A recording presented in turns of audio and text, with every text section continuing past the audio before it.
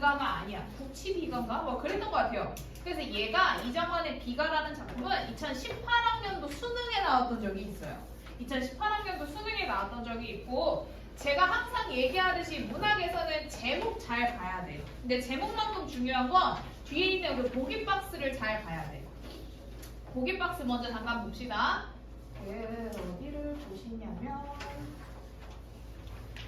22번 보기는 얘들아 지금 먼저 볼 필요가 지금 볼 필요 없고요. 19번에 있는 보기 박스를 먼저 보셔야 돼요.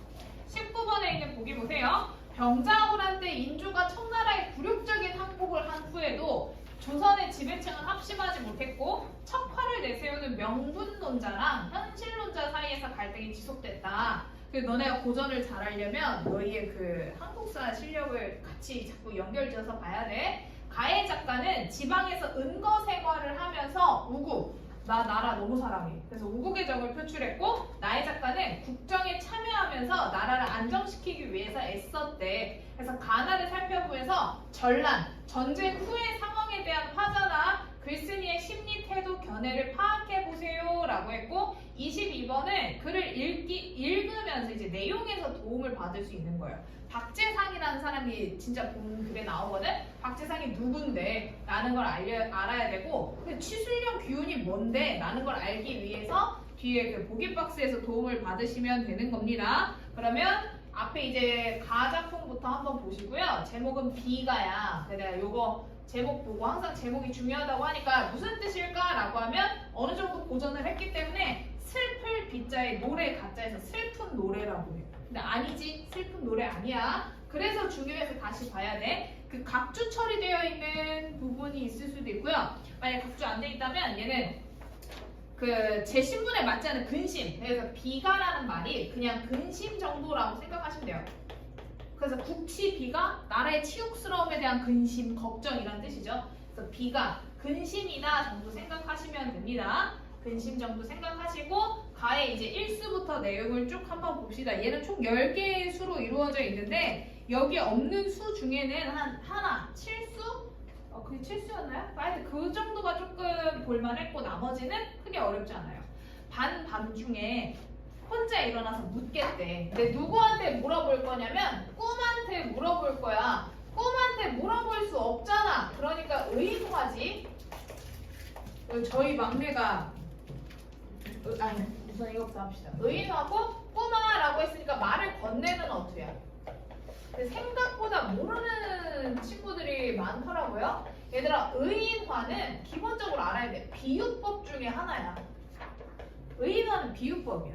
사람이 아닌 걸 사람한테 빗대어서 표현했잖아. 근데 이제 비유법, 의인화만 가지고 비유법 쓰였다라고 하면 못 찾는 애들이 많더라고요. 비유법.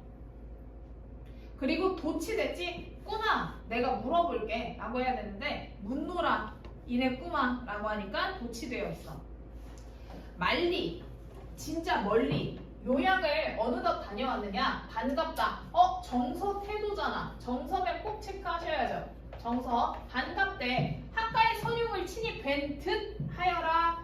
보진 못했고 본 듯 하대. 누가 반갑냐면 청나라 볼모로 잡혀간 그 왕세자들. 그래서 그 왕자들에 대한 그리움을 나타나는 거야. 왕자들에 대한 그리움. 반갑다. 학가 선용을 내가 친히 뵌 듯하다. 풍설 섞어친 날에 묻겠다. 국내 사자야. 위에랑 형태 비슷하죠. 국내 사자야. 얘네 잘 체크하시고 국내 사자가 나쁜 말이라는 게 아니라 국내 사자를 묶어놓고 얘들아 풍설 섞어친 날에 물어보겠대. 풍설 바람과 눈이야. 바람과 눈 좋은 의미로 쓰일 때도 있지. 근데 여기서 지금 고전이기 때문에 좋은 의미가 아니야. 풍설 섞어친 날에 물어볼 건데 국내 사자한테 물어보겠대. 이게 18학년도 수능에도 똑같이 얘기했었어요. 얘는 그 각주 처리되어 있지만 거기에 추가로 뭘 알아야 되냐면 풍설을 의인화한 표현이라는 게 들어가 있죠.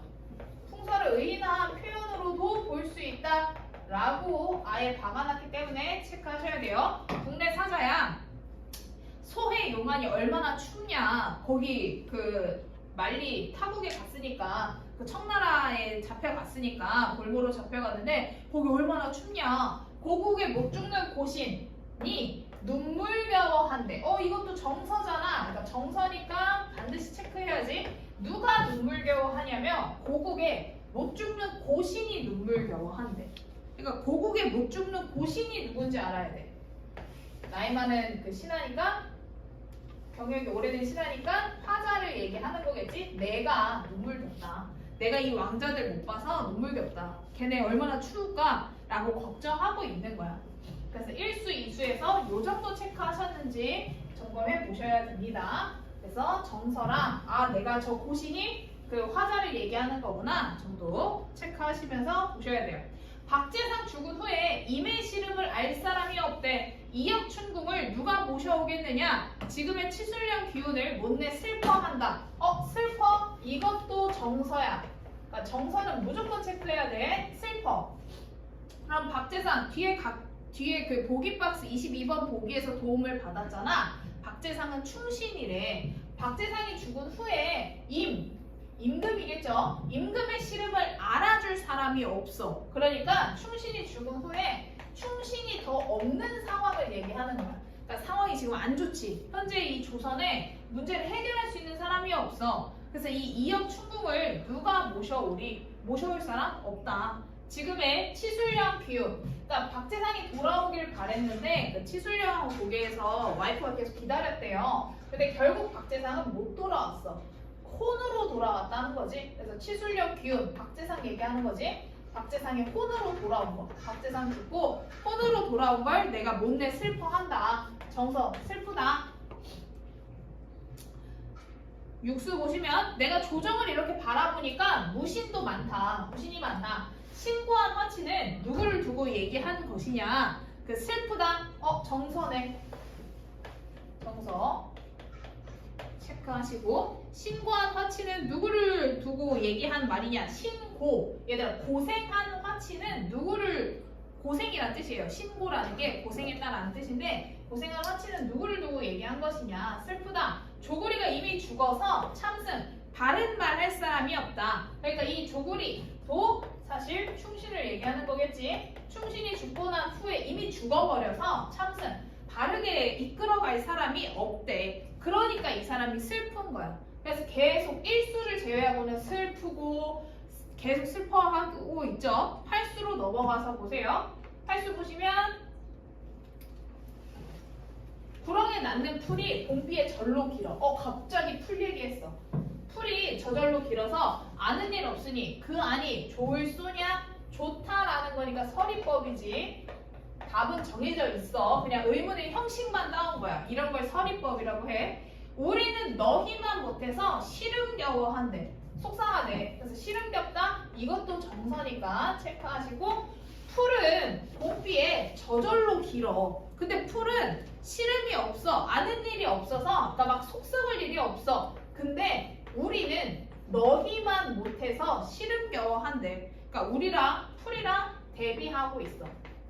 이걸 조금 더 확장해서 여러분들한테 물어볼 수 있는 걸 체크하자면, 자연을 인간과 대비시키고 있지. 자연의 처지와 인간의 처지를 대비시켜서 자연을 부러워하고 있는 거야. 이거사, 어린 거사. 얘들아, 여기서 어린 것은 그 고전 중세국어 하다 보면 알게 되는데요. 나이가 어리다라는 게 아니야. 어리석은 거사라는 뜻이야. 어리석은 거사, 잔말하지 마라는 명명이지. 다른 말 하지 마라. 칠실의 비가를 누가 뉘라서 슬퍼하리. 어디서 탁주 한 잔을 얻어서 이 시름을 풀까 한다. 이 탁주, 술. 고전에서 술이 나오면 약간 이 시름을 잊게 하는 존재, 그 고통을. 근데 영원히 탁주 한 잔 먹는다고 왕자들이 오는 건 아니야. 그래서 고통을 일시적으로 해소할 수 있는 소재 중에 하나가 탁주겠죠? 그래서 이 고통을 일시적으로 달래는 소재가 나온다. 체크하시고, 그럼 비가가 이런 내용이구나 라는 거 여러분들 잘 캐치하실 수 있어요. 그리고 문제를 풀 때 저희는 지금 이거를 쭉 앞에서부터 보려고 하나하나 본 거지만, 만약에 내가 나는 고전에 약해. 고전에 약하면 앞에서 분명히 이거 부분 물어봤을 거거든? 1수만 읽고 1수에서 너네가 뽑아낼 수 있는 거 뽑아낸 다음에 1수 물어보는 문제 지우고 넘어오면 돼. 안 그러면 글 다 보고 가면 어차피 너네 뒤에서 문제 풀 때 또다시 넘어와. 이건 가나니까 건너뛰고 또다시 넘어와서 와씨 이게 무슨 얘기지? 이런 게 있었나? 가의 화자. 이거 분명히 뭔가 나누어서 물어본 거란 말이야. 수가 다 나누어져 있을 거거든요. 그래서 그 수에 해당하는 애들만 다시 찾아가시면 돼요. 이걸 다 읽고 이거 해결해야지 라고 하는 건 내가 고전에 어느 정도 익숙할 때, 그리고 나는 연계 작품 다 공부해서 연계 작품 나왔을 때 나 다 해결할 수 있어. 저 뭐 B가 뭔 말인지 다 할 수 있어 라고 생각할 때만 가능해요. 그 다음 이제 여러분들이 문제를 풀 때 쉽지 않았을 텐데 최명길의 여장 계곡서 제목 꼭 보라고 하죠. 여장 계곡서 외우실 필요는 없지만 알아는 두세요. 여 장계곡 서로 끊으셔야 돼요. 제목에 여 장계곡 서. 이 서자는 한자를 알아야 되는 건 아니지만 이 서자는 그 편지라는 얘기고요. 편지를 그러니까 서 한 글자에 이렇게 써 있는 거예요. 편지를 보내다. 누구에게? 장계곡에게. 투 장계곡에게 편지를 보내다라는 뜻이에요. 애들한테 이거 어떻게 끊어 하면 대부분 애들이 여장 계곡서라고 끊어. 아니면 여장 계곡서라고 끊던지. 근데 장계곡 서예요. 그래서 이 제목의 의미는 장계곡에게 보내는 거고요. 여러분들 이제 어휘, 고전이라서 이 어휘를 좀 공부하려고 이 작품을 가지고 온 건데 잘 봐봐. 아까 앞에서 했던 얘기 중에 하나는 명분론자랑 현실론자가 싸우고 있다고 했고 삼가 문안드린다. 이럴 때 애형. 얘들아, 요 애형은 그 사랑 애자가 아니잖아. 이 애형이라는 말 자체가 그 상을 당한 사람이야. 그러니까 지금 상을 치르고 있는 사람. 그래서 상을 당한 사람.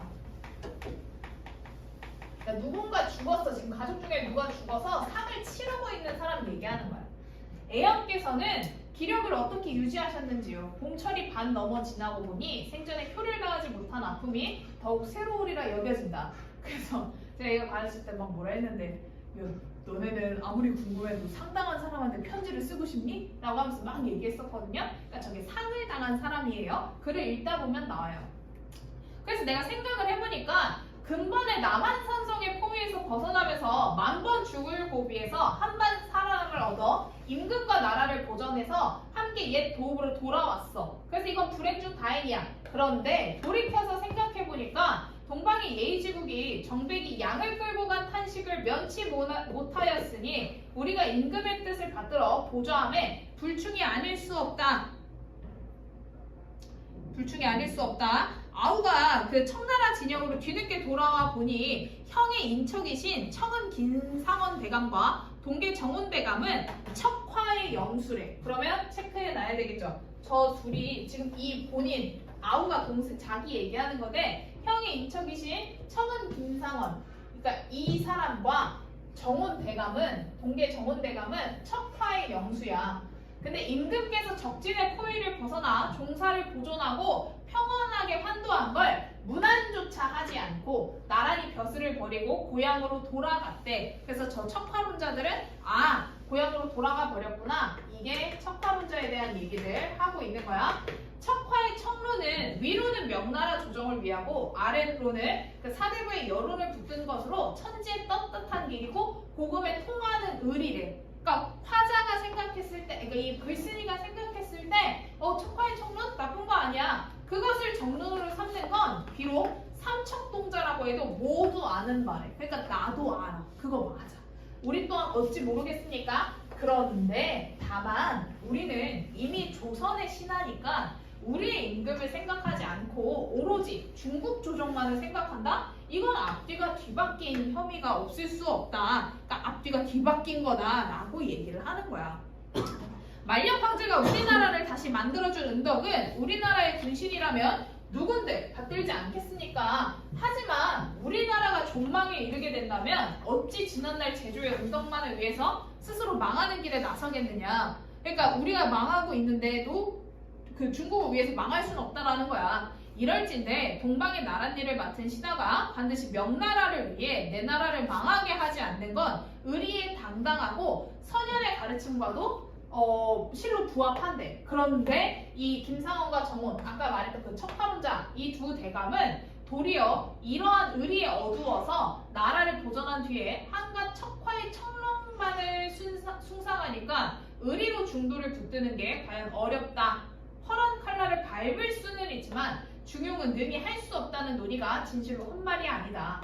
비록 그러나 이미 지나간 일을 버려두어 논하지 않는다 해도 앞으로 닥칠 일이 또 얼마나 많겠느냐. 앞으로 이런 일이 또 생길 텐데 이걸 어떻게 하냐. 형처럼 고명한 사람, 그러니까 형처럼 똑똑한 사람은 불행하게도 죄로 칩과하고 있고, 그럼 여기서 정보를 얻을 수 있지. 글쓴이가 물어보고 싶은 그 장개국 씨는 무슨 죄인지 모르겠지만 유배를 이제 칩과하고 있나 봐. 나같이 식견이 얕은 사람이 불행하게도 전형 요 앞에서 내가 최전방에 서 있어.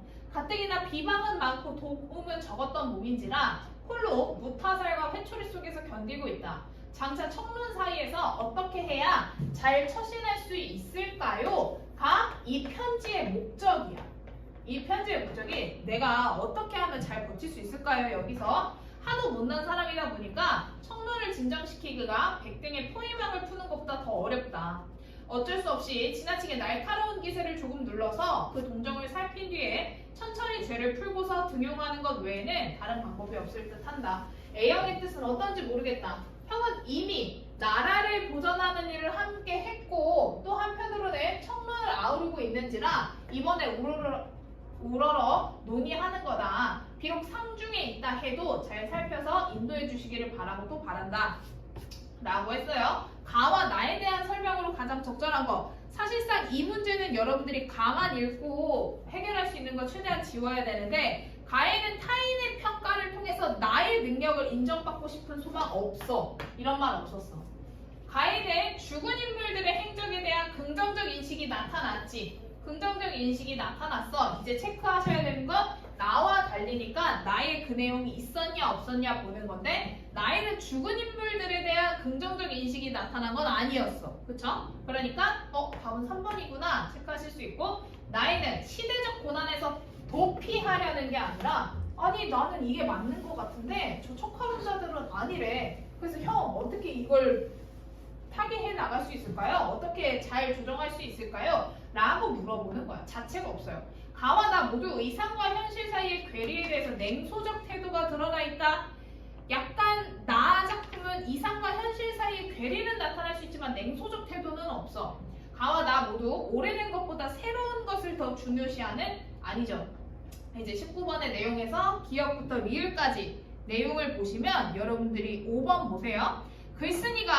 글쓴이는 상대가 병자호란 때부터 명분론을 포기하고 현실론을 지지하는 거에 대한 감사를 표출하는 거 아니지. 우리는 알 수 없어. 이 사람이 명분론을 포기하고 현실론을 지지했다라는 게 아니라 형이 한때 몸을 담았으니까 어떻게 하면 잘 벗어날 수 있을지 물어보고 싶어요 라고 하는 거죠. 20번 봅시다.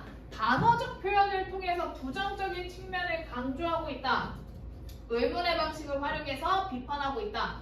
끊어야 돼 얘들아. 여기까지 끊어서 너네가 우선 방식으로 시어를 나열해서 요 앞에 선지에 있는 말들을 적절하게 분류했는지 한번 점검해 보세요.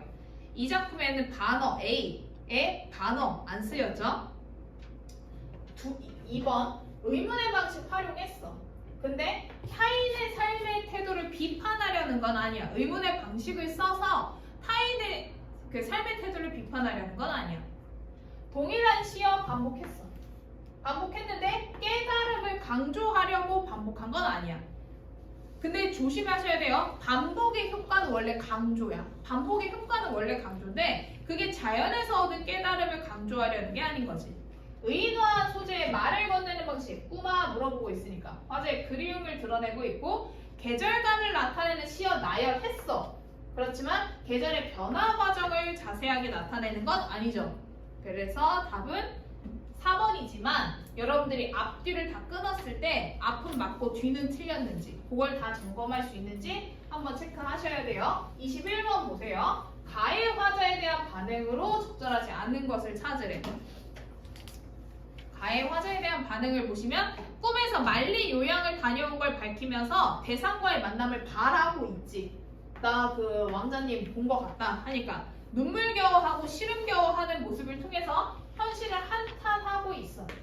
누가 모셔오고 참승할 사람 없다 라는 상황을 제시해서 슬픔을 드러내고 있어.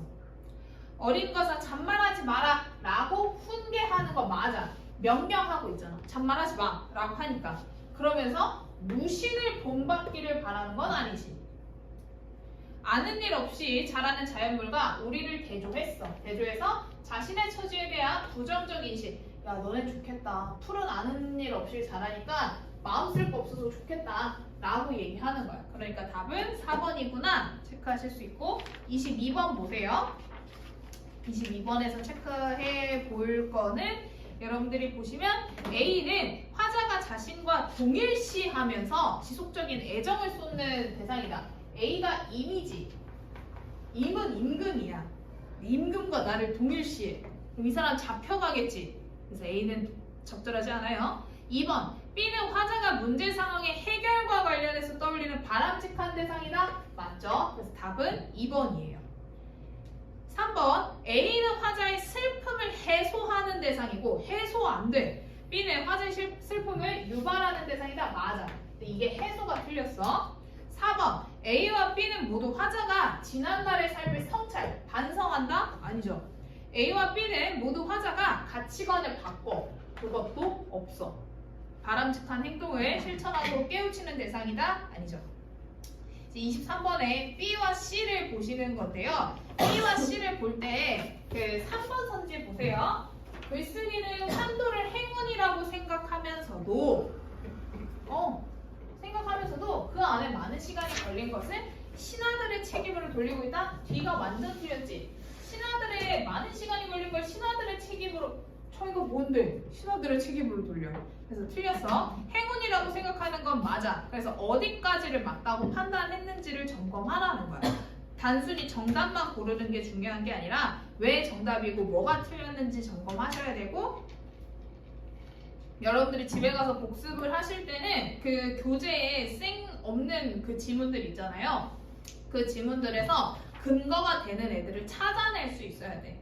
내가 어딜 놓쳤구나, 내가 여기를 놓쳤네, 내가 여기를 더 추가해야 되겠네 라는 걸 점검해서 보시면 됩니다. 24에서 27번으로 가시면 장기전이 있고요. 판소리개 소설 27번의 그 보기부터 한번 체크를 해봅시다. 27번의 보기를 먼저 한번 보세요. 이번에 났던 건 수분과 판소리가 나왔고 보통은 판소리개 소설이 더 중요하죠. 보통은 그래요. 판소리개 소설이 더 중요해요. 판소리가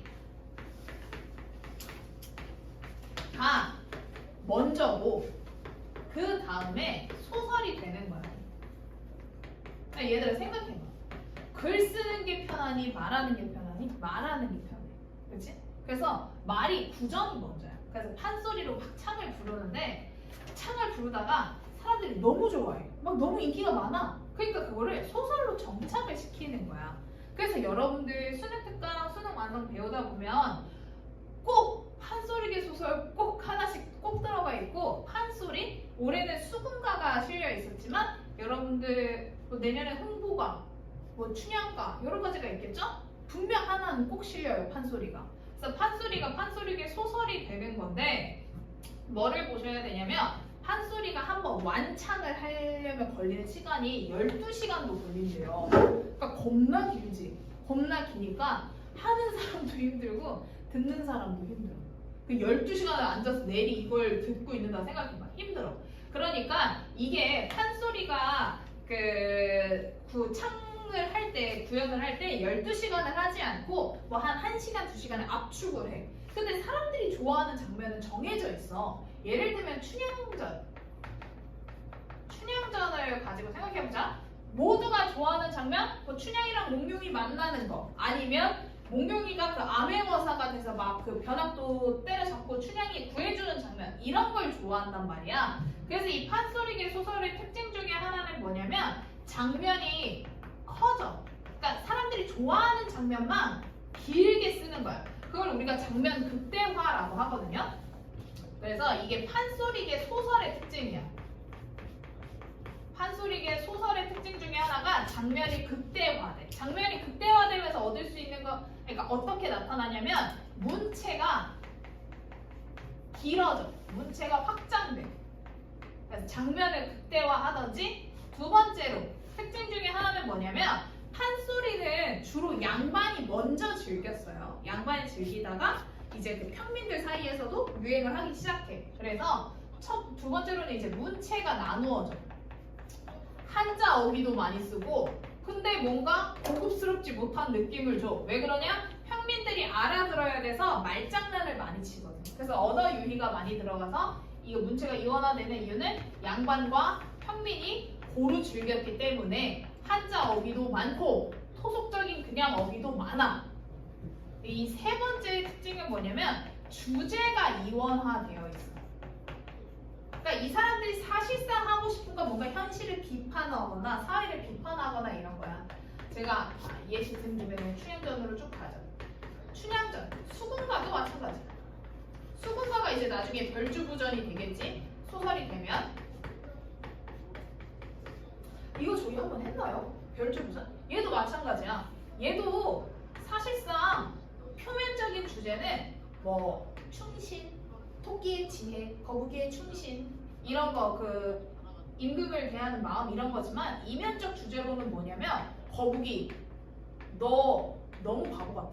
거북이의 맹목적인 충신을 비판하는 거고, 토끼 얘 너무 기회주의자야. 너무 기회주의자고 너무 이 돈에 얘 사실 뭐 준다고 하니까 따라간 거잖아, 거북이를. 그래서 토끼도 비판하고 거북이도 비판하고 더 나아가면 그 왕 무능력해. 그래서 이 무능력한 지배층을 사실 비판하고 있는 소설이야. 근데 이거를 그 표면에다가 드러내놓으면 얘들아 이거 쓴 사람, 이거 부르는 사람 다 잡혀가잖아. 그러니까 이걸 숨겨놓는 거야. 숨겨놓고 표면적인 주제로는 야 거북이가 너무 그 충신이고 토끼는 너무 지혜가 있네 라고 숨겨놓는 거야. 춘향전도 마찬가지야. 춘향전도 표면적 주제로는 야 어떻게 지를 죽인다고 해도 목명이를 위해서 그 춘향이의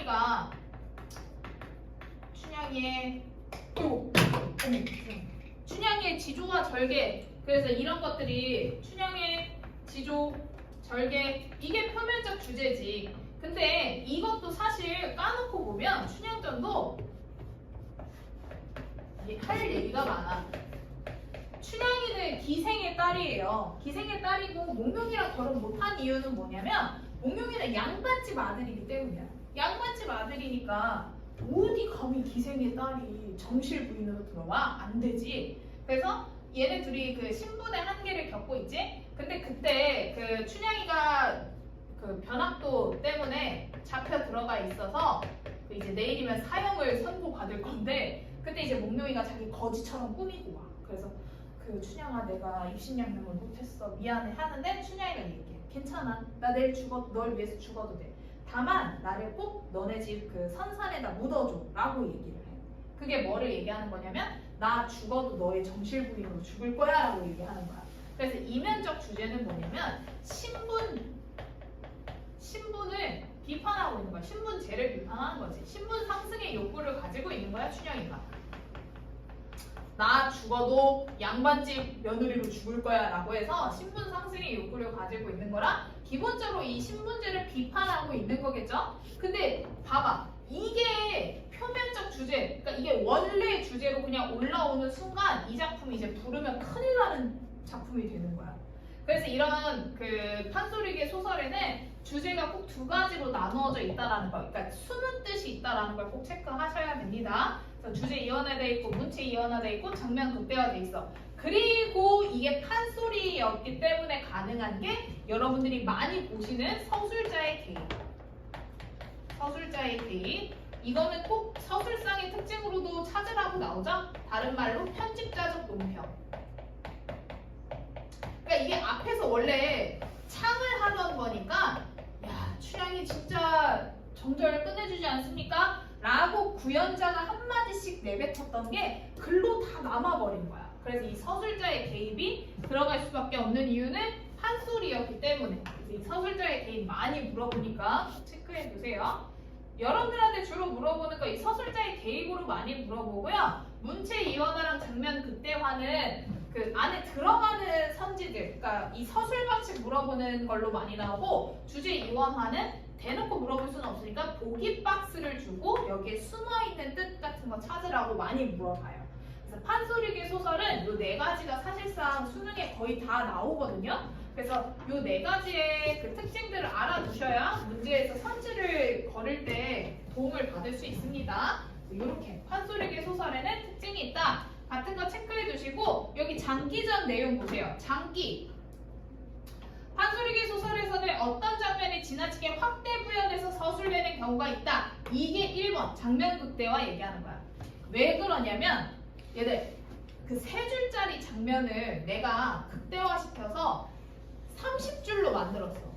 3줄인 걸 30줄로 만들면 길어졌으니까 속도감이 없지. 그래서 속도감보다는 해당 부분의 상황이나 그에 따른 의미, 정서를 더 중요하게 생각하기 때문이다. 장기전은 인물 간의 소통 장애가 더 큰 사건을 초래하는 걸 보여줘서 장기 부부의 반복되는 논쟁을 통해서 가부장제의 문제점을 드러낸다. 장기전의 그 주제 중에 하나야. 그 저 가부장제의 문제점에 대한 얘기가, 이건 소통 장애가 있대. 이 소통 장애가 보여주는 거래. 뭐를 보여줄 거냐면 더 큰 사건을 초래해서 가부장제 문제점. 장기가 묻혔어. 문제점. 근데 이 과정에서 독자는 두 인물 중에 어느 쪽이 합리적일까라고 판단하는데, 말의 논리뿐만 아니라 인물의 태도, 그리고 서술자의 태도, 이게 어쩔 수 없어요. 서술자의 개입이 들어갔기 때문에 서술자의 태도 역시 합리성을 판단하는 기준이 된다. 이게 판소리계 소설이기 때문이야. 그래서 자꾸 이 서술자의 개입 이런 것들을 안에 녹아내서 여러분들한테 물어보고 있는 거죠. 그래서 그거 조금 잘 체크해 두시고, 판소리계 소설의 특징 중에 하나가 여러분들이 아마 1학년 때 다 하나씩 배울 텐데요. 판소리계 소설을. 판소리계 소설이어서 꼭 그런 거 아니에요. 고전의 특징 중에 하나죠. 풍자와 해악이 녹아져 있어. 그러니까 비판하는데 우스꽝스럽게 비판을 하고 있죠. 풍자와 해악이 있다 정도 체크하시면서 장기 전의 내용을 보실 건데요. 장기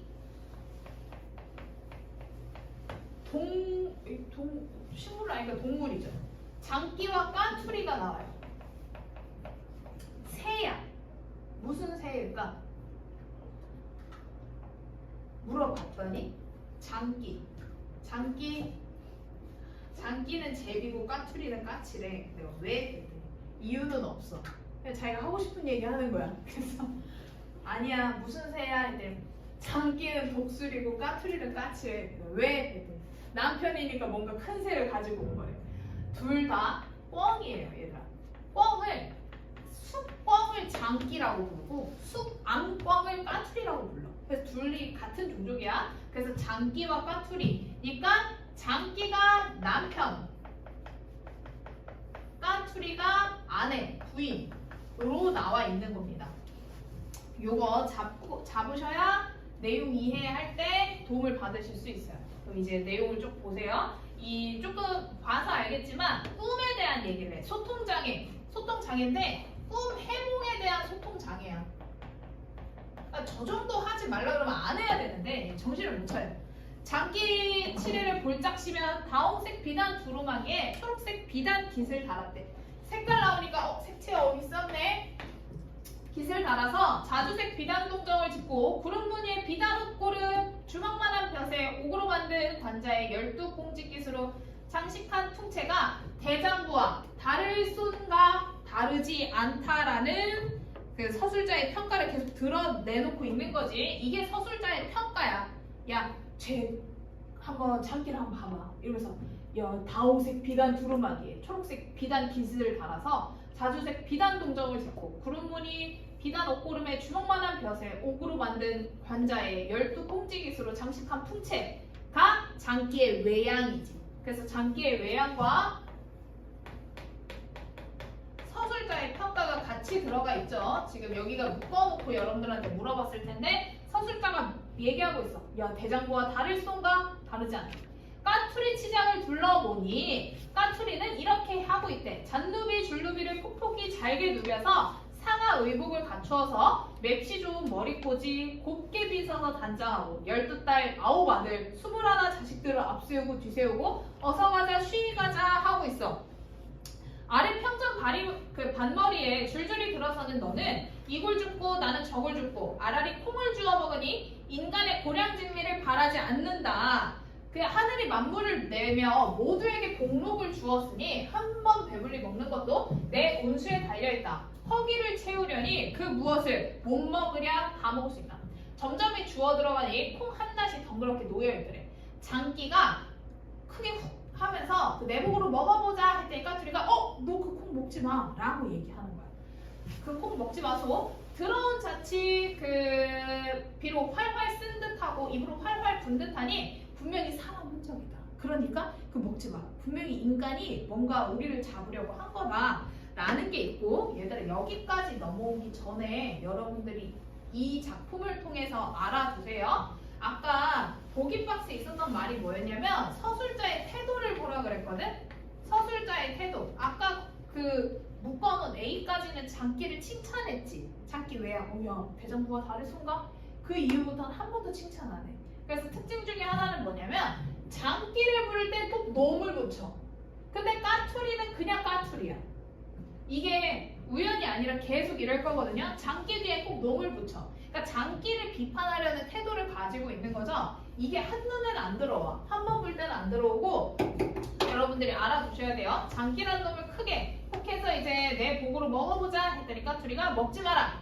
장기란 놈 또 시작이지. 말하는 게 야 너의 말 미련하다. 이때를 잃을진데 이때가 언제냐면 동지섣달 엄동이다. 첩첩이 쌓인 눈이 곳곳에 덮여 있어서 일창산에 새들 나는 것도 끊어지고 인적도 안 보여. 지금 왜 사람이 왔다고 하는 거야? 너 미련해 라고 지금 무시하고 있어. 그래서 너의 말이 미련하다 이거 붙잡고 가부장제의 문제 중에 하나다 라고 체크하셔야 돼요. 왜냐면 뒤에서 가부장제의 문제에 대한 얘기를 했거든. 무시 그래서 아내를 무시하고 있어. 너의 말 미련하다. 사람의 자치 어이 있을 수가 없다 라는 서리법이지. 야 내가 간밤에 꿈을 꿨는데 저게 문제야.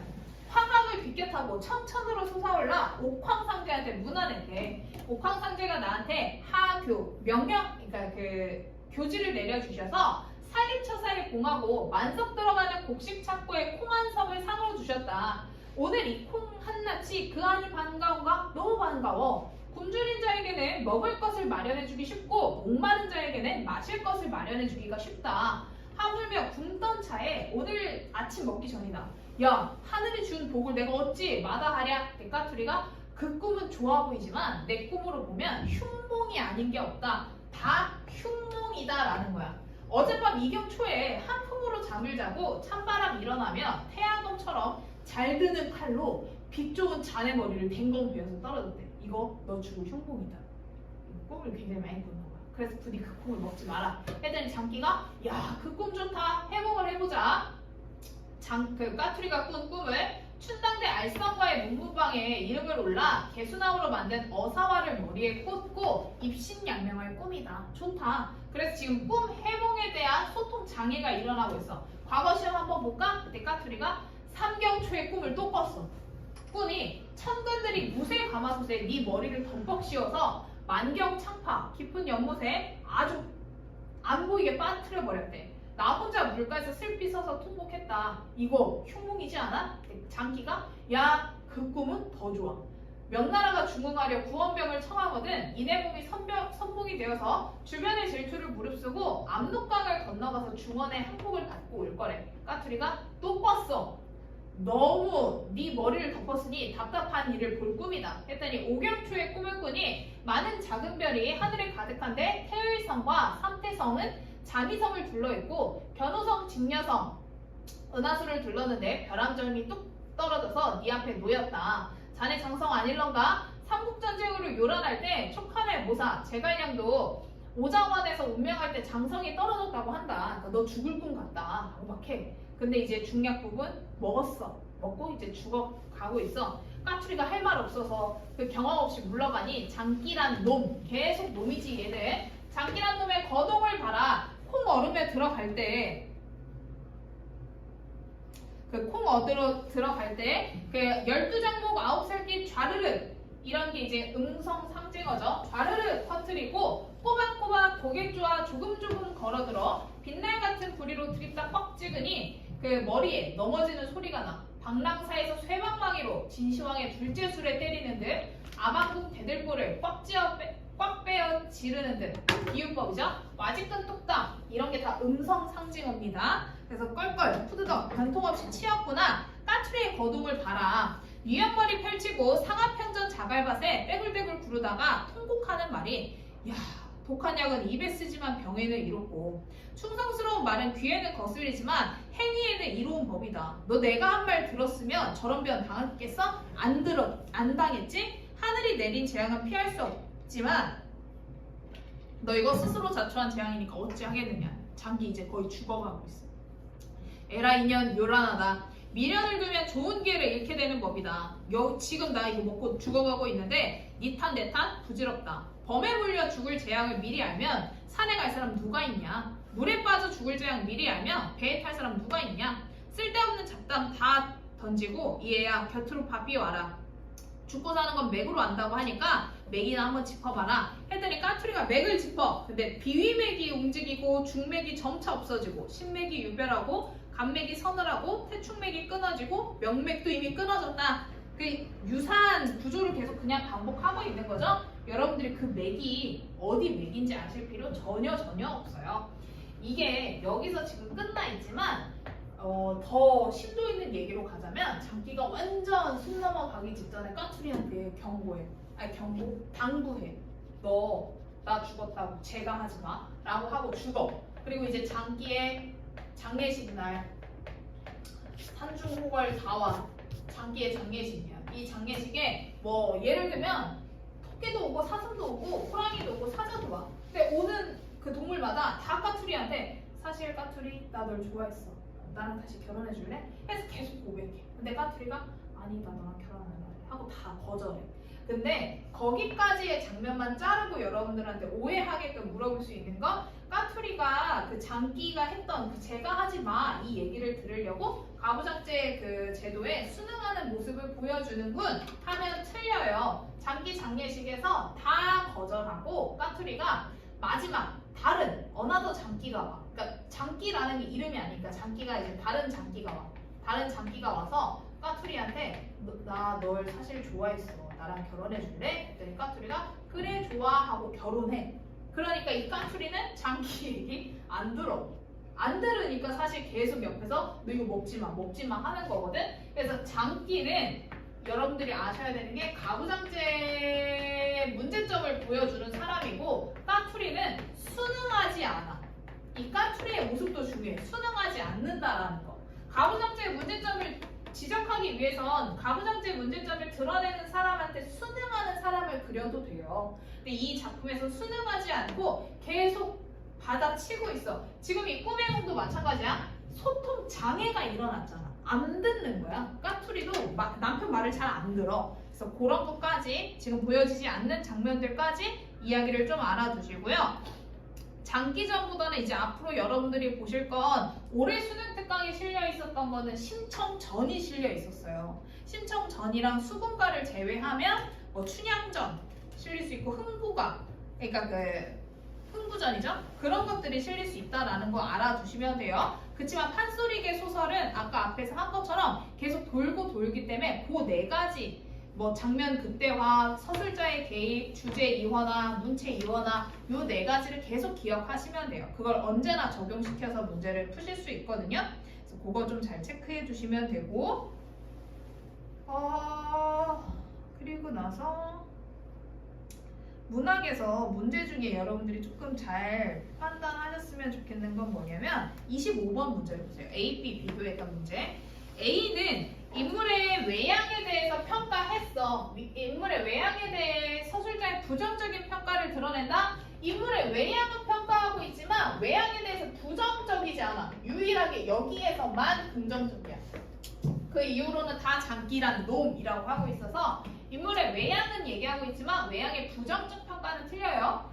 B는 인물의 행동에 대해서 서술자가 부정적인 평가를 드러내고 있다. 이건 맞지. 행동에 대해서 부정적인 건 맞아. 근데 외양을 드러내긴 했지만 외양을 부정적으로 평가하진 않아요. A는 인물의 차림새를 시각적으로 아까 색깔 얘기했고 B는 인물에게 일어날 일을 비유적인 상황 묘사로 구체화하고 있다. 맞죠? 답 2번이겠군요. 네. A는 공간의 이동에 따른 인물의 행동 변화 그 짧은 시간에 행동 변화 없죠? 외양만 묘사하고 있죠. B는 시간의 흐름에 따른 인물의 의식 변화 없죠. 4번 A는 자연물의 변화 과정을 통해서 작품의 시간적 배경을 동물의 생태적 습성을 바탕으로 인물의 행동을 묘사한다. B는 맞아 얘들아. B는 그럴 수 있는데 얘는 시간적 배경을 뭐 자연물의 변화 과정을 통해서 드러내는 거 아니죠. 인물 여기서 B에서 얘기하는 인물의 행동이라는 건 장기겠지? 장기의 행동을 묘사하고 있다. 이거 맞고 A와 B는 모두 음성상징어는 B를 사용했죠? A는 사용되지 않았어요. 그래서 음성상징어는 B에 사용됐다라는 거 정도 체크해 주시면 되고 여기에서 체크하려고 넘어온 이유는 4번 선지에 B가 맞다라는 거 점검했는지 그리고 1번 선지에서 A, 외양 맞지? 라고 생각하고 넘기면 안 된다라는 거야. 외양에 대해서 B는 행동에 대해서 부정적인 평가를 드러낼 때 그러니까 외양을 부정적으로 얘기했고 행동도 부정적으로 얘기했어야 돼요. 그래서 두 가지 다 체크했는지 한번 점검해 보셔야 돼요. 그러면 27번으로 넘어가 보세요. 27번 저희 그 보기 박스에 봤던 내용 바탕으로 문제를 해결해 보시면 되는데 장기 부부의 반복되는 논쟁을 보여주면서 서술자가 한 편만을 들어 장기란 놈이라고 지칭하는 것은 에서 끊어야 돼. 문학은 꼭 선지를 끊어서 읽으셔야 돼요. 하는 것은 장기의 논리와 태도에 비판적인 입장을 드러냈지. 그래서 인물에 대한 독자의 합리성 판단에 영향을 준다고 할 수 있고 이게 보기에 대한 얘기였고 장기가 까투리의 말에 대해서 야 너의 말 미련하다, 에라이면 요란하다 하고 무시하고 비난했어. 비난한 건 아내에 대한 남편의 바람직하지 못한 태도를 보여줌으로써 맞지? 가부장제의 문제점을 드러내는 거야. 맞아. 그래서 앞뒤 다 맞는지 체크하시고 머리 댕강 베어서 떨어지는 꿈, 무쇠 가마솥을 머리에 쓴 채 깊은 연못에 빠지는 꿈 등을 모두 출세하는 꿈이라고 긍정적으로 풀이하는 장기의 논리는 독자가 장기를 비합리적인 인물로 판단하는 근거가 될 수 있겠군. 맞죠? 4번 자네 죽을 흉목을 그 꿈 좋다며 까투리와 장기가 꿈풀이를 여러 차례 반복하는 건 서사의 속도감보다 하나의 사건에 대한 인물의 대화 상황, 소통 장애를 얘기하는 거죠. 이 소통 장애 상황이 중요하기 때문이다. 장기가 니탄 내탓 부질없다. 쓸데없는 잡담 다 던져버리라 라고 한 건 까투리와의 소통 장애로 초래된 사건을 해결해서 위기 상황 못 벗어나. 얘 그냥 죽어. 그래서 위기 상황을 벗어내려는 의지 아니야. 그냥 비난하는 거야. 니탄 내탓 부질없고 쓸데없는 잡담을 던져버리라고 하는 건 비난하고 있는 거다. 그래서 비난이다 라는 것까지 잘 체크하시면 됩니다. 이 내용 잘 체크했는지 한번 점검해 보시고 오히려 현대시 뒤로 가보세요. 32번에서 34번에 있었던 현대시로 한번 넘어가 보십시오. 거기 지문에서 체크할 수 있는 거 한번 먼저 보고 앞에 소설 잠깐 설명하고 넘어올게요. 34번에 보기부터 보시면 되고요.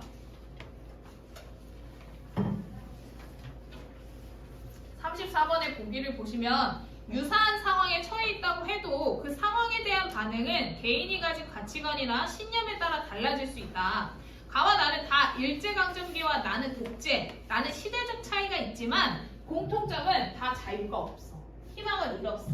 그래서 자유를 잃고 절망적인 상황에서 가의 화자는 비극적인 외적 상황을 전통적인 지사정신, 이육상, 그 지사적 태도, 그러니까 의지적 태도 이런 것들을 보여주죠. 그래서 내적 정신력을 바탕으로 초극하고자 하는 의지를 보여준대. 그럼 너네가 찾아야 돼. 가를 읽으면서 지사 정신으로 초극하고자 하는 의지, 이 초극을 보여주는 부분을 찾아야 되고 나 작품을 바탕으로는 고통스러운 자신의 상황과 대비되는 존재를 들었대. 그래서 자신과 대비되는 존재를 들어서 절망적인 상황을 부각해. 절망적인 상황을 부각하고 있다.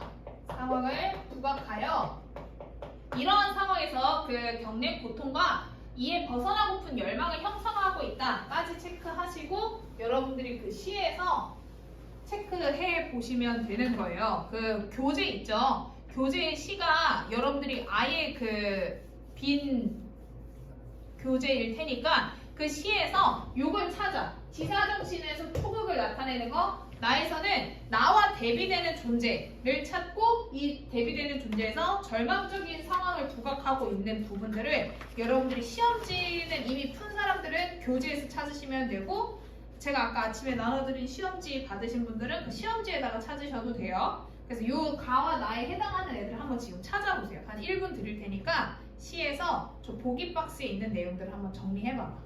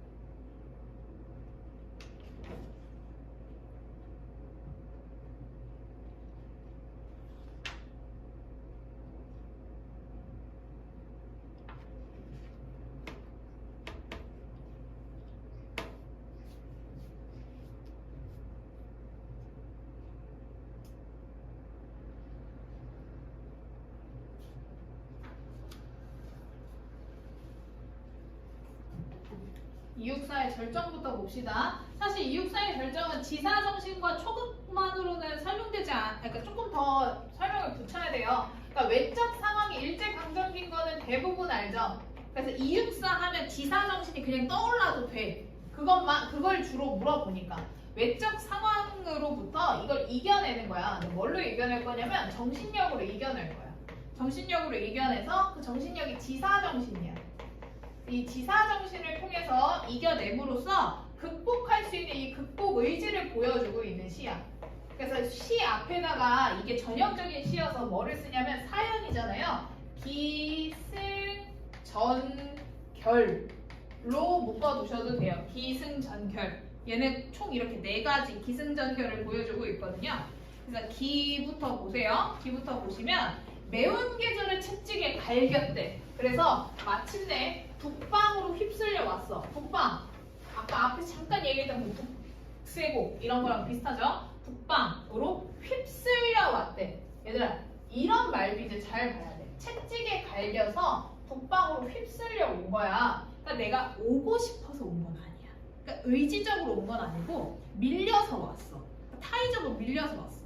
그래서 북방으로 휩쓸려 왔어. 근데 여기는 어디냐면 하늘도 그만 지쳐서 끝난 고원. 높은 언덕이야. 근데 이 고원에는 서리빵 칼날졌대. 칼날진 그 위에 서다. 지금 약간 위태로운 상황들을 보여주고 있죠. 서리빵 칼날지다. 이게 이제 긍정적인 시연은 아니니까. 그리고 나서 이제 내가 보는 거야. 내가 높이 올랐는데 하늘도 그만 지쳐서 끝난 고원이야. 근데 요 위에 내가 서 있는데 요 위에서 가만 봤더니 내가 어디다 무릎을 꿇을 곳조차 없대. 한 발 제겨 디딜 곳조차 없어. 그러니까 지금 여기 전구에서 하는 얘기는 뭐냐면 나한테 지금 무슨 상황인지 상황을 인식하고 있는 거야. 그래서 상황을 인식한다. 어떤 상황인지 어디다 무릎을 꿇어야 되지? 나 여기 지금 앞에 한 발 잘못 내리면 낭떠러지 굴러 떨어질 것 같은데 나 어디를 가야 되지? 라고 생각하고 있어. 그래서 이 북방과 고원 긍정적인 곳은 아닌 것 같아. 그랬더니 마지막에 어떻게 하냐면 야, 내가 눈 감고 생각하는 거야. 지금 당장 내가 행동할 수 있는 곳은 없잖아. 행동할 수 있는 곳이 없으니까 눈 감고 생각해. 눈 감고 생각하는데 어떻게 생각하느냐? 겨울은 강철로 된 무지개인가 보다 라고 생각하는데, 그래서 이게 마지막 결에서 내면적으로 그 인식하는 부분인데, 위에는 전에서는 상황을 인식했고 여기서는 내면 의식을 보여주죠. 내면 의식을 어떻게 보여주느냐? 지사정신으로 극복해서 초극으로 가겠다는, 그래서 내면 의식을 보여주는데 초극, 그 지사정신으로 극복하겠다 라는 걸 보여주고 있는 거예요. 그리고 이게 가장 많이 나오죠? 강철로 된 무지개인가 보다. 역설이지? 말이 안 되지. 그러니까 무지개, 이게 사라지면 좋은 날이 올 거야. 근데 이 사라지는 게 너무 힘들어. 강철이어서 너무 단단해. 그래서 사라지기가 힘들어. 그래서 강철로 된 무지개인가 보다 라고 인식하고 있는 시예요. 그래서 여기까지 그 264의 그 외적 상황과 상황 인식 부분을 보시면 되고요. 나 작품 보세요. 나 작품은 2007년도 9월 모의고사에 나왔던 적이 있는 거고요. 그 독재 상황을 얘기하는 거야. 얘도 마찬가지로 고통스럽지? 그 독재 상황에서 벗어나고자 해. 야, 저 청청한 하늘, 흰 구름, 눈부신 산맥이래. 그럼 좋은 거네. 구름도 좋은 거고 산맥도 좋은 건가 봐. 하늘과 구름, 산맥 다 좋아. 근데 쟤네가 나를 울려. 왜 나를 울리나? 나르는 새요. 말의 본내는 어떻고? 새가 나네. 묶인 이 가슴. 나는 묶여있는데 너는 날고 있네. 그러니까 대비가 나타나겠지. 화자와 대비되는 애를 통해서 절망적인 상황을 부각한다고 했어. 그래서 대비를 통해서 절망적인 상황을 부각하고 있는 게 이거 얘기하는 거겠죠? 나르는 새, 나는 묶였어.